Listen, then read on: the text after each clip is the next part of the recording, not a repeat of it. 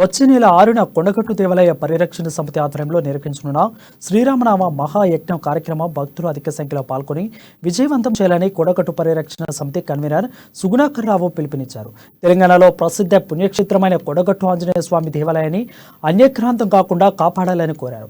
ఆధ్యాత్మిక పర్యాటక కేంద్రంగా కొండగట్టును తీర్చిదిద్దాలని, అన్యమతస్థులకు చోటు ఇవ్వకూడదని, వేములవాడ అభివృద్ధికి కమిటీ నియమించి సీఎం కేసీఆర్ చేతులు దులుపుకుంటున్నారని, అదే తరహాలో కొండగట్టు దేవాలయాన్ని విస్మయించకూడదని సుగుణాకర్ రావు హెచ్చరించారు.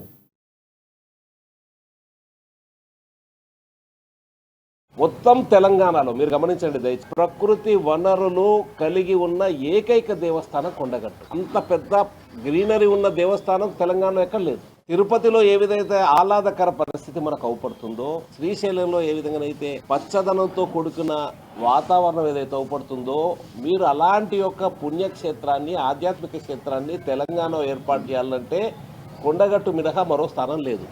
అక్కడ దాదాపు 2000 ఎకరాల ప్రభుత్వ భూమి, 1000 ఎకరాల అటవీ భూమి ఉంది అక్కడ దేవస్థానం చుట్టుపక్కల. నేను ఎంఫసైజ్ చేసేది, నేను పదే చేసేది, మా లక్ష్యం కూడా అదే.